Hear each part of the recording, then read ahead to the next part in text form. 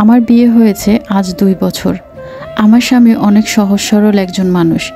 অবস্থা ভালো তাদের, কিন্তু খারাপ লাগে আমার স্বামী সংসারের জন্য অনেক কষ্ট করে।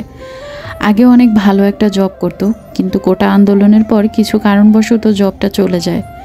বিয়ের 2 মাস পরেই আমি কনসিভ করি অনিচ্ছাকৃত। আলহামদুলিল্লাহ মেয়ে বাবু হয়েছে। এখন আম্মুর কাছে আছি।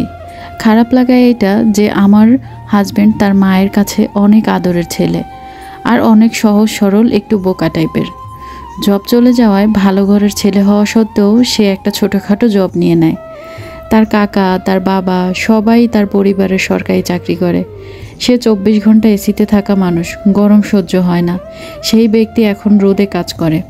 এই জিনিসগুলো না ভাবতেই আমার কেমন যেন খুব কষ্ট লাগে।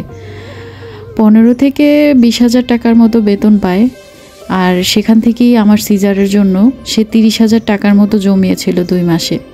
তাদের ঢাকায় 3টা ফ্ল্যাট আছে, বাবার পেনশনের টাকা আছে, কিন্তু সব তার মায়ের কাছেই থাকে।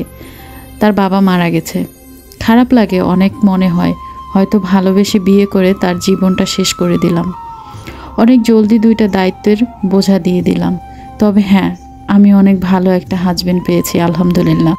এখন সে অনেক বেশি কষ্ট করে।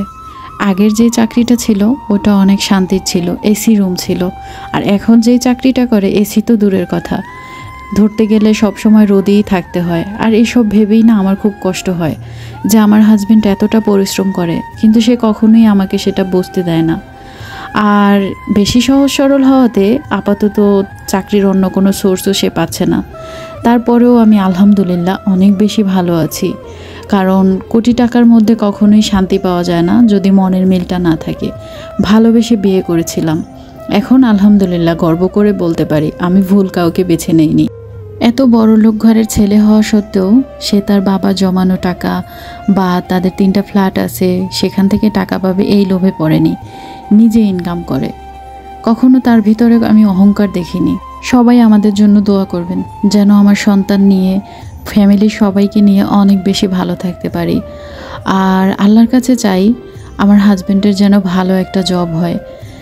আর এই গল্পটা আমার নয়, এক আপু শেয়ার করেছেন। কেমন লেগেছে অবশ্যই কমেন্ট করে জানাবেন। গল্প পড়তে আমার বেশ ভালোই লাগে, তাই চিন্তা করলাম আপনাদের সাথেও মাঝে মাঝে শেয়ার করব, কি বলেন?